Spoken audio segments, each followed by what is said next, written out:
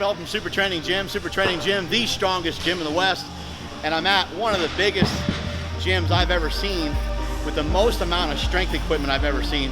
Actually, there might be gyms that have more square footage, but I don't think there's gyms that have more poundage than right here at Saiyan Strength. We're in Santa Rosa, California today, and I'm getting a pre-workout pump with the team. That's how I get my mind going. That's how I get my mind right for these seminars and speeches. Anytime you ever see me do any of these online, I always work out, I always exercise. Minimum thing I'll do is at least do a 10-minute walk, or like today, we're throwing down pretty hard and heavy, trying out all the different pieces they have here at Saiyan Strength, hitting up some back exercises. But if you're within 2 hours of this place, you live in Northern California, you have to come to this gym. It's an absolute must for all strength athletes, all bodybuilders, all aesthetics athletes. You gotta check this place out. This place is so cool. Just one example of how much stuff they have here. Check this out. They have these dumbbells, which anybody in the know knows how expensive these dumbbells are. They go all the way up to 250 pounds. All the way up to 250 pounds. These are the fattest handle ones they make, and these handles rotate. You see it spinning? Let me take you through some of this stuff right here. So they got all these dumbbells, right? All lined up, all nice and shiny. What I also like about this gym, even though it has every and anything in here, there's also people in here working their butts off. There's people in here training really hard. So it might look pretty because the gym's pretty brand new, but people are getting after it in here for sure. So look, now they have the fat handle one, right? This one. And they got a medium handle one, look at that. And they all spin, they rotate. And when they rotate, and you're doing curls and different movements, because this spins and rotates, it's less stressful on the elbow joints and on the joints of your shoulders and all the pressing stuff that you might do. So look at this, all the way through. We even got a big old set of rogue dumbbell plates. And if you look throughout the rest of this gym, it's absolutely spectacular. You cannot walk into this place, or I'm sorry, you cannot walk out of this place without having an eggplant on the way out for how much love and how much respect there is for the iron game inside these walls. This is super cool, and I'm so pumped to be here. I can't wait to deliver a good message today and make the world a better place to lift. First off, I want to start out by saying that this is an amazing facility, and this is really, really cool to see a gym like this put together. And it kind of makes me think, you know, some gyms like Westside Barbell, Big Iron Gym, SuperTraining Gym, some of the great gyms over the years that have sprouted up, Barbell Brigade, Zoo Culture. I think a lot of the gyms that have sprouted up over the last several years are because other people have seen people open up gyms like this, and it's encouraged them to kind of do the same thing. And there's a lot of different ways you can have an impact on people's lives, so I really appreciate you guys having me here today. We got my boy Nick over here, who coaches a lot of the power lifters in here. Any of you guys that train here, make sure you go over to him and talk to him, communicate to him about form and technique if you forget a lot of the stuff that we go over today. Nick's also helping program for people, teaching you guys how to get more strongest. I'm Mark Bell. I'm going to be 42 years old coming up on December 10th. If you guys want to buy me something, that would be great. I like wine. I like dark chocolate. I like protein powder, protein bars, Slingshot. There we go. I'm a father of two. I have a son named Jake. He's 14. I have a daughter named Quinn. She's 11. I have a wife named Andy. I'm not going to tell you her age. The reason why I bring those people up is because those are some of the most important people to me, and that's truly who I am. I'm a husband first and a dad. Those are things that I put at a great priority in my life. And it's an interesting thing that, you know, if I post something on Instagram with the family, it usually has the least response. And it's just a really weird thing of some of the things that are going on today. But what I wanted to talk to you guys today about is kind of that topic of not allowing other things and other people to steer you in directions that you don't want to go in. We have Thanksgiving coming up, and this is a wonderful time to enjoy the holidays with family and friends. But why do we have to be so insulting to our bodies? Why do we have to put our bodies through so much harm over the course of let's face it, it's not a one-day feast, right? It ends up turning into a 2 and a 3 and a 5-day feast. It's okay to enjoy your favorite foods once a year, right? It's okay to enjoy your favorite foods, even once a week would probably be totally rational. But there's also no reason, just because everybody else is doing something, for you to do that as well. Be your own person. Be in charge of your own life. Something I've learned, and I wish I knew it when I was younger, because I went through most of my life thinking I was dumb, thinking I was stupid, thinking I was retarded, because that's the classes I was put in, that's the other people I was put next to. So I thought that that's what my life was. I thought I was always going to be dumb. I didn't realize that I had a lot of potential inside of me, and I think a lot of people deal with that every single day. It's very easy to get swallowed up by a bad day. It's very easy to get swallowed up by a bad week, a bad month, and a bad month turns into a string of bad months, and that turns into a rough year. You ever hear someone say, oh man, 2014 was rough, 2017 was tough, and now they got a vow for the new year that they want to try to do something different. But nothing's going to change. The calendar will change, the time will change, your location may change, your job may change, but everything will be the same. Your life will still be the same as it was yesterday, unless you're trying to make some changes, and you have to make some changes to your own personal philosophy. If you think that you're dumb, then you're dumb. Perception is reality. How you think about yourself is how it really is. And even worse than that, how you think other people think about you, that's reality as well. And that's a weird one to try to wrap your brain around, because that can really cause a lot of stress and anxiety. But I think, in my opinion, that's one of the reasons why stress and anxiety and suicide rates are at an all-time high, because people are dealing with those pressures all the time. And they're not really thinking about, they're not sitting down and actually asking themselves, what do they want to do? Ask and you shall receive. I always been fascinated. This is a good steadfast rule for everybody in this room. From now on, I'd like you to be fascinated rather than frustrated. Be fascinated by shit rather than frustrated. When you're stuck in traffic next time, go, I wonder how this happened. I wonder if the roads could be, maybe you can think your way out of it. Maybe you can think of a different thing. Maybe you can think of the next app that directs people away from traffic and become a billionaire. Who knows what could come of that?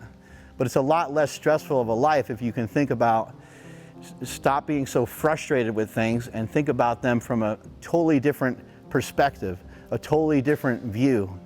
Can really get you ahead. How do you get ahead in life? How do you make the best out of each day?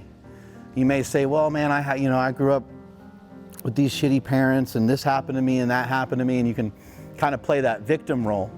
And we can all use a lot of negativity, and we can get other people to agree with us. Oh man, it's different for me. I can't really follow like this diet because I work nights. And it's like, wow, okay, that actually, those two things are 100% unrelated to each other. The way that you choose to eat versus your schedule at work, those two things are not related to each other at all. So trying to stop using excuses, trying to stop using the word I can't. The word I can't was something that was embedded into my DNA for a really long time. It wasn't until I started getting good at moving around some weights that I started to recognize, oh man, there's stuff that I can do. You know what, maybe people are wrong. I'm actually pretty good at this. Maybe I can actually be pretty good at some other things.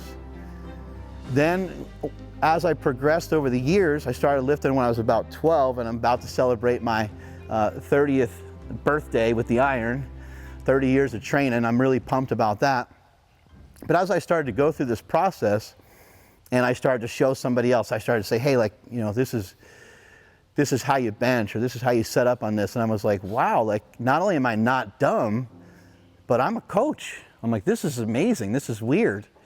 And then I would give people some different advice, do 3 sets of this and 5 sets of that. And I started messing around with it a little bit more. I started building confidence. All the confidence I ever built, all the lessons I truly ever learned were not learned necessarily from my mom or my dad, or not necessarily learned from things in school, although my mom and dad have taught me really awesome values in life.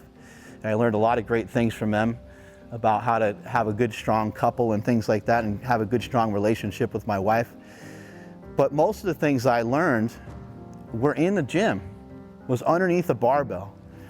When you're doing a set of 10 and you're up against it and you're already halfway dying, and you've done 5 reps, you have 5 more to go, you don't know how you're going to get there, but somehow you stick it out. Somehow you stick it to yourself enough. Somehow you have enough resolve. Somehow in that moment you have enough oomph to kind of get you through that. And then why don't we just take that energy and put it into other places in our lives? Why don't we put that into our relationships? Why don't we put that into our work? Why don't we put that into our mind? The more that you're able to lift, the more that you're building your capacity, the more that you're learning. You're learning a skill. This is a skill set. Why is it that one person can lift up 405 like it's absolutely nothing, and then the next person lifts up 405 and they're completely rounded over, and the next person after that can't do it at all? Well, it's a skill set that's acquired over a long period of time. Some people might say steroids. That's always the shortcut, right? But it's a skill set that's acquired over a long period of time. You can't get your body on board with doing what you're trying to do unless you've done the things that are necessary to get you there in the first place. So again, why don't we take some of those ideas and concepts? Most people in their life have done all that they're ever going to do. If you can wrap your brain around how depressing that is, most people in life have already done and achieved most of what they're ever going to do. You're going to see your uncle this weekend. You're going to see your brother-in-law this weekend, your sister-in-law. You're going to see these people. And they're going to be the exact same as they were last year, complaining to you about the exact same things, about how they don't make enough money. They're not in the shape that they want to be. Their wife's a pain in the ass, right? They're going to complain to you about all these same things. You had the same discussion with them last year. And you said, well, here's some simple things you can do when you go to work. You can actually, I don't know if you're aware of this, but you can cook your own meals, and you can prep, you can be prepared for work every day and have your meals laid out, and you can do some of these things, and you don't have to be unhealthy just because you have this job that you work nights, or you have this really busy schedule, you're a police officer, or whatever it might be.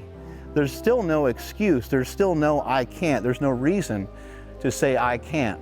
When somebody says that they're gonna try, we've all run into this, right? You'll get in conversation with somebody and you'll say, actually, you know what, like being a teacher, I understand that is really stressful. I agree with you 100%. But there are a bunch of strategies that we can put into place to help you through a diet, or to help you through a workout regimen that you can actually follow, that you can get done 3 or 4 days a week, that goes along with your teaching schedule. Maybe you lift more in the summer, and like there's all these things you can do, right? But you say all these things and they're all reasonable things for them to actually be able to achieve. You lay it out for them, and then they said, yeah, you know what, I'll try that. The I'll try is their out. That's the thing that they can hold on to, because they didn't say they're gonna do it. And they can hold on to their I can't. They can still hold on to that. Over a long period of time, building up confidence in the gym and being able to lift 300 pounds and 400 pounds and 500 pounds and 800 pounds and 900 pounds and eventually 1,080 squat and 854 pound bench, a 766 pound deadlift. Over a long period of time, that took a really long time, and it was not always fun. I'll explain that in a minute. It wasn't always what you might think it was, because you're gonna be as happy as you make up your mind to be. That's a quote that has been said by Abraham Lincoln many years ago. But think about that quote and how it relates. I think that we think that when we reach this goal that we're gonna have this newfound happiness. And you don't, because being good at something feels good. But trying to be great at something is maddening and could be really depressing, and it could lead you down the wrong path, because you get so obsessed with it. What happens when it doesn't work out? I think people are terrified to follow their dreams. I always say, embrace your fears and follow your dreams. Embrace your fears and follow through. Follow through with your dream. What did you dream up? What did you used to want to do? When you were a kid, I'm sure you didn't say, I want to make $30,000 a year. But you got beaten and you got stuffed into that position at some point because the world kept knocking you down. It kept knocking you down. It kept knocking you down. You're like, no, no, no. I want to be a millionaire. I want to live in a castle. That was my dream as a kid. You kept thinking of these extraordinary things. You held on to them for, I want to be a police officer. I want to be in the military, right? You have these cool things that you wanted to do. You want to serve this country, or you want to protect and serve, or whatever it is that you have a dream to do. And then society keeps knocking you down. Your friends, your family, sometimes the people you're closest with will continue to kind of chop you down, and your hopes and dreams will start to leave you. You want to try to embrace your fears, embrace the things you're afraid of. I think that people are scared because they're scared that they're not going to make it.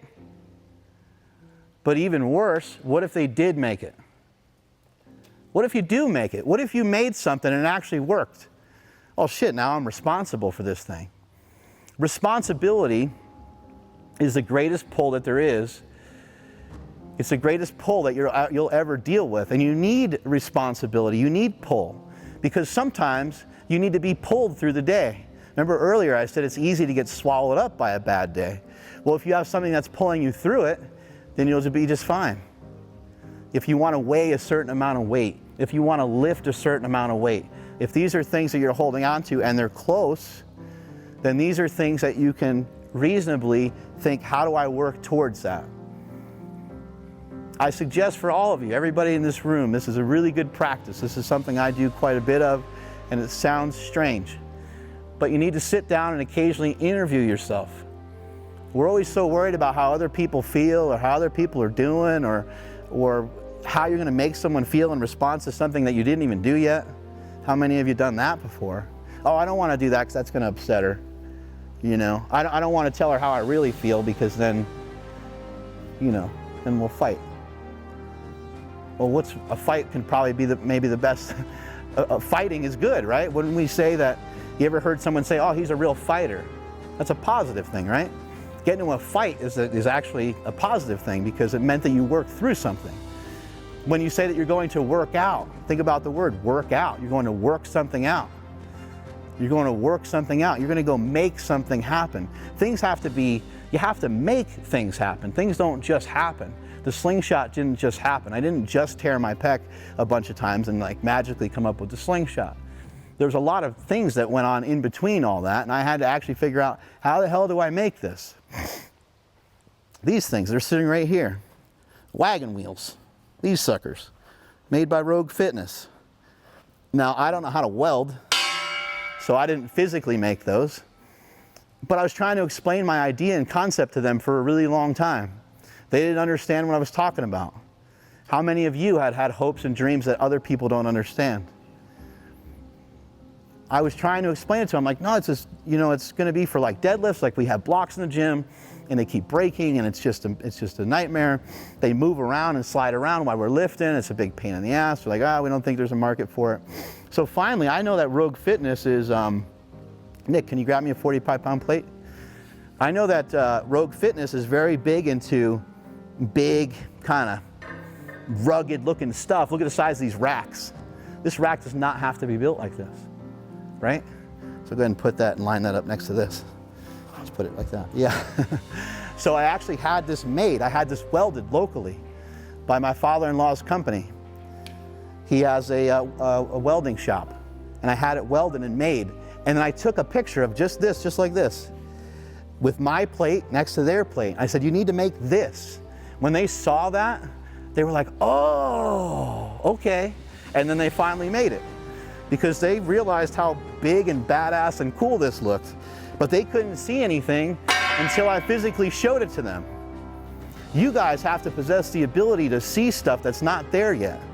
My brother's sitting in the front row right here. He made the film Bigger, Stronger, Faster. He made a bunch of other awesome movies, and he and I are working on a movie right now. This guy's got vision. It's crazy when you start talking to him about, when I get in depth into talking to him about a film, and he starts telling me all these things that are like going to happen down the road or how it's going to like unfold, I'm always blown away. Or any of you that have seen some of his documentaries, Prescription Thugs, Leap of Faith, any of you guys that have seen some of these things, it's like, well, how the hell does this all happen? Well, it all happened because somebody had a vision. He had a vision. He had a specific way he wanted to kind of lay out this story. And these documentaries are really hard because you film tons and tons of stuff, and then someone's got to figure out, okay, how do I storytell? Well, you need someone with a vision. You need someone that can see. You guys have to be able to see your dreams. You have to be able to understand that you possess the ability to make them happen. But you're not going to be able to make them happen if you're not following the steps along the way to get there. It's no different than strength training. That's what I love so much about lifting weights. And that's why I always say, if I'm going to teach you how to lift, I'm going to teach you how to live. Because the two things are, they run side by side with each other. They really run side by side with each other. How many guys do you know who have lifted, or at least I know a lot. I know a lot of guys that have lifted and had these great careers lifting, and they were reduced to zero when they went through a divorce. Because their life got crazy, their life got hectic, a bunch of shit happened that they didn't want to have happen, a bunch of things happened, and it affected what they were doing inside the gym. So you have to be able to try to live your best life that you can possibly live. And the way that these things parallel, it gets to be crazy when you start to really break it down, start to really analyze it. How many of you have been in the middle of a program, like, all right, they said to do Nick's program. Hell yeah, I'm gonna do Nick's program. He writes out a 12-week thing. You're like, oh man, 12 weeks, that's kind of a long time. Right away, you're a little bit negative about it. How about when somebody presents you with something and you find all the stuff in there right away that's not there? You find everything there that's not there. Like, think about how dumb that is, right? It's really a ridiculous thing that we do. Somebody suggests a diet for you, that you have this opportunity to get healthier, to get in better shape, to be leaner, to be a better version of yourself. And then the first thing you say is like, no pasta? I can't, wait, what? You focus in right away on what you can't have. Meanwhile, somebody just provided you with some really great material. So he lays out this 12-week program. You try it for 3 weeks. The third week, you go a little bit off the plan because you wanted to handle something a little heavier in the deadlift, and you kind of you tweak your hamstring, right? And then you start looking on Instagram, and then you see Larry Wheels bench 600 for 3 reps. And you're like, shit, man, I wonder what I could do for a triple right now. If I wrapped up my elbows, I wonder what I could get. You go in the gym and you try that. Then you start trying other programs. Well, how does that relate to your life? You want to try to make things vertical in your life. I have thought about doing I have ADHD like a mofo. I have thought about doing a lot of other businesses, and every time that I think about trying another business, I'm like, I'm not ready yet, because Slingshot's not anywhere near where I want it to be. So I'm thinking vertical. I want to make this thing grow. I want to make this thing better. So why would I all of a sudden leap over here? Why would you be with somebody that you truly love, that's done a lot of great things for you? You've had a lot of great moments with them. Everything's going cool. And then boom, you see this other person over there. Oh man, she's so hot. Oh man, she's so hot, right? It's like, what are you doing? You're just going in circles and you're not getting anywhere. Some of the most famous people, some people that you think have a lot of stuff. Some people, you can even look at our former governor, the Terminator, right? Some of these people, they end up with so much and they have such great things going on, they kind of end up with nothing. Who's going to be on his side when he's on his deathbed? A 25-year-old girl? How's that, right? How is that building your life to be vertical? He spent his whole life building this thing up. He made everything great. He reached a level that who knows if anybody will be able to do half the stuff that guy ever did. But what a terrible way to go out. Does he really truly have anybody around him anymore I don't even know him.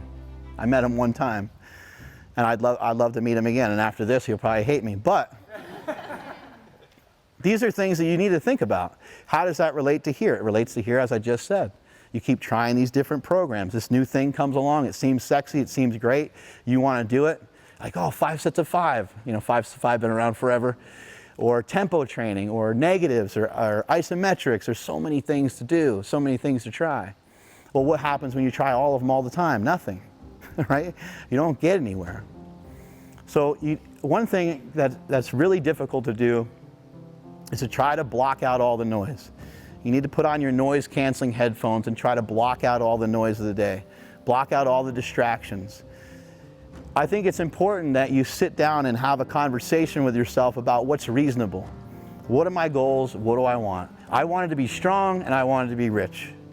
And I worked towards those things, and I took a bunch of little steps towards those things, and I was able to do most of it, and there's still more things that I want to do, and hopefully I'll be able to do a lot of those things as well.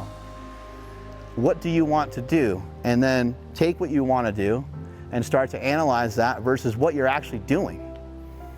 Maybe going out on the weekend's not a great idea anymore. If you want to have a better body, or if you want a stronger deadlift, or whatever it is that you want out of life. It doesn't mean that you can't have any fun. It's how do we start to rationalize that, but start to make reasonable decisions. How reasonable is it to be on Instagram 5 hours a day? Like, that doesn't sound like a reasonable amount of time to me. So maybe you should think in your head, well, what is a reasonable amount of time? How about an hour, 2 hours? Like, set a time. It could be whatever you might really enjoy. You might like being on there a lot. That's fine. But what's reasonable? What's a reasonable amount of time? And then what are you on there for? Like, what is it for? Why are we here? Why are we here, right? Why are we here right now? Because everybody in this room, even though it's the holidays and you guys had to, I'm sure you guys had better things to do than to come to a seminar. I'm sure you guys had to drive, make arrangements and different things to get here. It's a conscious decision that started in your brain. I want to see what the hell he's got to say today. I want to see what the hell Mark Bell goes over. And you're probably hoping I would show you how to bench, but I'm not. No, I will. I'll show you guys how to squat, bench, and deadlift. We'll get all that in, trust me. I'm not going to sit here and hold you hostage forever. But it started with a conscious decision in your mind that you want to be better. That's where lifting started in the first place. Start to think back to when you first started lifting. It was a conscious decision that you wanted to have a better physique. You wanted to be stronger. And really, ultimately, all we're ever really trying to do, not everybody really cares to be like super strong. Not everybody cares to be at world record strength like Jeremy Avila back there. Right? Not everybody has that goal, or maybe it's just not even like obtainable for most. Jeremy's got a skill set that's like just off the charts, and who knows why he is like that, but he's a mutant. He can lift some crazy, crazy weights. And each of us is going to be a little bit different, but what are your goals? What are the things that you're trying to achieve? You want to try to hold on to those things with every single thing that you have. Remember earlier I said purpose is going to be the thing that pulls you through. It's going to be the thing that drives you. What are you doing? Why are you doing it? Think about when you go to the gym, why are you there? What are you doing? You know, people say, find your why. That's important. Yeah, you want to figure out why am I doing this? What is this towards? But really lay it out and spell it out. I hear people oftentimes say they don't have time to work out. They don't have time for this or time for that. Well, schedule it. Write it down. Put it in at a certain time, and you'll probably end up doing it. You have to make things happen. You have to make time for things. And if you want to be good at something, then it's just going to be trying to stack up some sort of consistency. But consistency isn't even what people think it is. Consistency doesn't mean that you do something every day. Consistency is something that's reasonable that you can do. What's something that you can do? Think about stuff that you can actually do. Think of stuff that's actually reasonable for you to do. Is it reasonable for you to say, you know what, Jan 1, no drinking. I'm going to go for a 2-mile run 3 times a week. I'm going to train 4 days a week. And I'm going to eat no carbs for 6 months, right? You got all these kind of hopes and dreams that you're going to do that. You know right away that you're not going to do that. That's not a reasonable thing to try to hang on to. That's not a reasonable thing for you to even bother with. But what is reasonable? What is something that you can actually do? What is something that's actually going to get done? When we sit down and have conversations in my business, that's what we talk about a lot. It's like, okay, that's fucking great, man. Yeah, you're smart. That's a cool idea. But are we ever going to do that? I don't think so. It sounds like we're not ready to do this complicated thing because we still need to be able to do some of the more simple things better. When you start to be able to do the little things in life extraordinarily well, that's when you'll become great. When you keep plowing forward and you keep pushing forward and you have your head down and you just keep, it's almost like pushing a prowler. You push the prowler, push the prowler. If you push the prowler on this thing, you'll be going for a long time. You have your head down and you're pushing with everything you got. You're not hearing anybody cheer for you, you're not hearing anything. You just continue to go forward, head down. You're focused in on the job. What am I doing right now? I'm pushing the prowler. Holy shit, it's starting to get really hard. Oh my God, my legs are giving out. Oh my God, I think I'm gonna puke. Oh my God, I'm not to the finish line yet. I gotta keep pushing, I gotta keep pushing. Then all of a sudden, you start to hear some people cheer for you. Come on, let's go, let's go. And you finally look up and you're finally done and you already made it through the finish line. Life can be like that. Put one foot in front of the other. Try to stack up some form of consistency for yourself. It's okay if you do something 2 days in a row and then you mess up the next 2 days. You do something 2 days in a row and you mess up the next 3 days. You do something for a week straight and then you mess up for a month. That's what consistency starts out as. That's what it looks like in the beginning. It'll look all jacked up in the beginning because you're not used to it. You're not strong enough yet to handle it, but you will be at some point. And you got to hang in there. You got to keep trying. You got to keep going for it.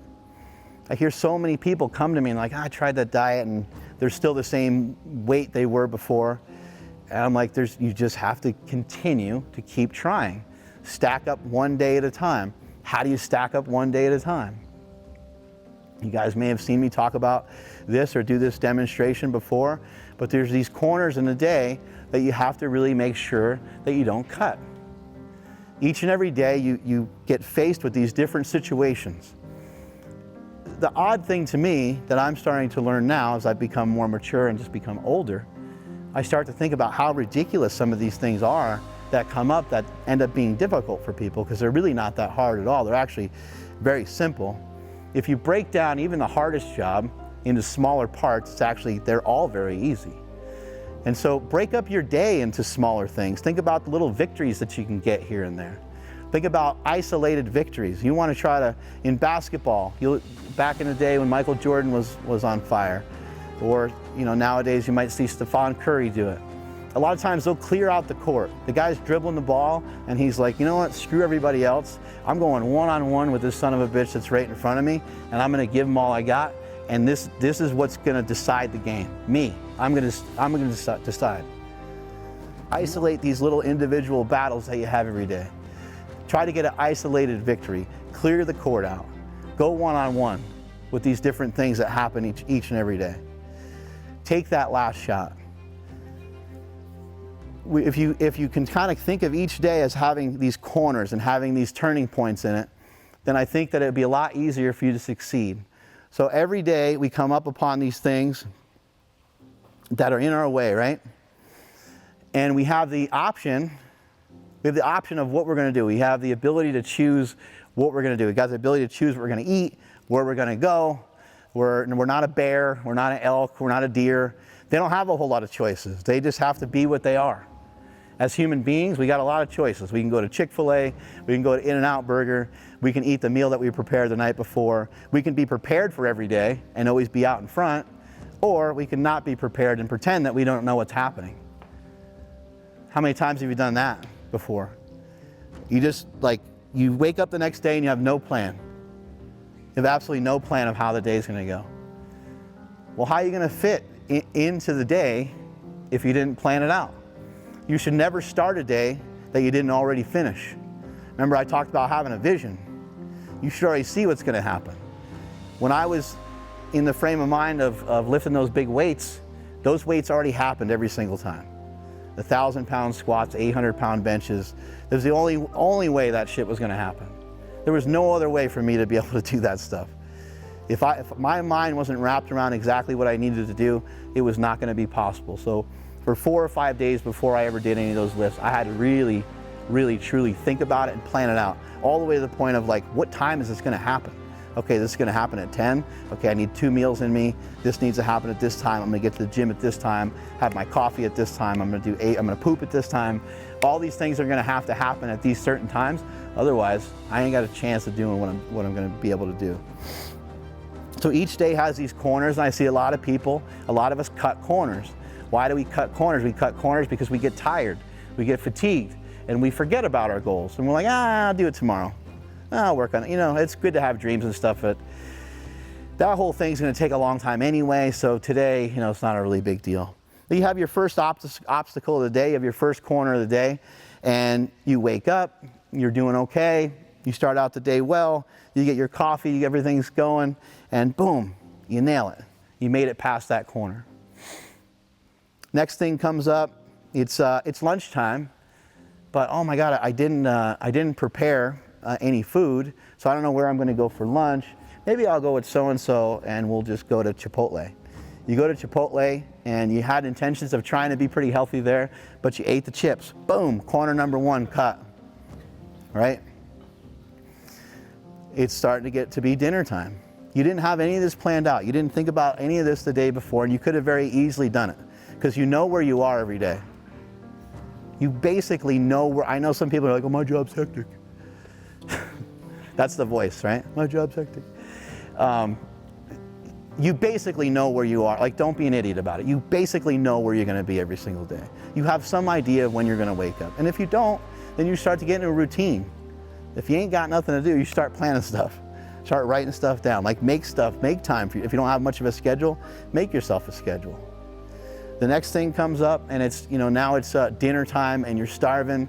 You had this long conversation with your wife over the weekend, how you're gonna make all these changes and you're gonna do all these things, and you were pumped up and psyched up about it. She was pumped up and psyched about it, that you had a long, frustrating day.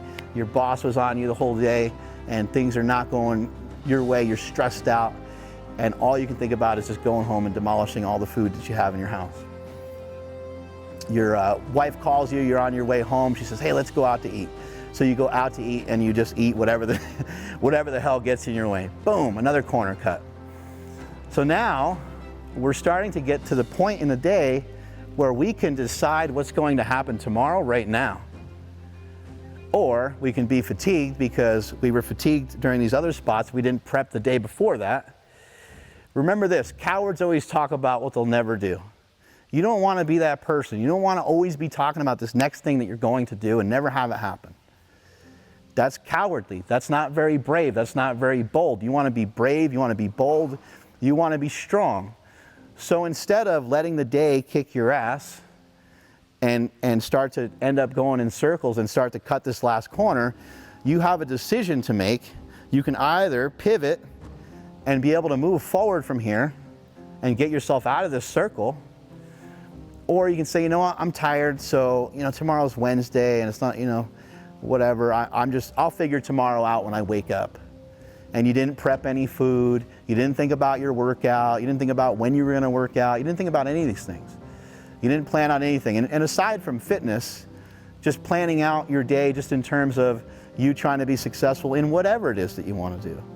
You gotta make time for yourself, you gotta make time for your wife, you gotta make time for your kids, you gotta make time for your side piece. That's a joke. So then you cut the last corner of the day and then your life starts to kind of look like this, where you're working and working and working and working and working and working and you're like, man, I am fucking exhausted. I've been just kicking ass, man. Like I can't wait for Thanksgiving. I can't wait for Christmas. I can't wait for the weekend. You live for the weekend. You live for the holiday. You live for somebody's birthday. You live to have any excuse possible to get you out of this pit that you created for yourself. You made it for yourself. You designed all this. You get to design who your friends are. You get to design where you live. You get to design your entire life. And anyone that tells you any different is full of shit. You get to design everything. The only thing you don't get to choose is your parents. After that, everything's up to you. It's your responsibility as a human being to figure out how do we put up points on the scoreboard. And I just shared a lot of information with you guys on how to do that. It's one foot in front of the other every single day, day in and day out. Gradum ferociter, step by step, ferociously, continuously. And not ever listening to what anybody else says to steer you off of that. Your gut instinct, not somebody else's, your gut instinct is good. It's as good as mine. It's as good as anybody else's. It's as good as the rocks. It's as good as any of these successful people that you follow online, any of these people that you admire or love. Your instinct, that inner voice that tells you to go do something positive is the right thing to do, and you should go do it ASAP. Go do it as quick as possible. Get it done. rather than sitting on it and being like, oh man, I don't know. We have this conscience that's going to pull us away from that every single time. There's this other side of us, this reasonable side of us that tries to pull us back from something. Like, oh man, if I go do that, and then you sit on the couch, you burn the extra 15 minutes that you had to go on a walk or whatever it is that you wanted to do, and the time's gone. And you don't ever get it back.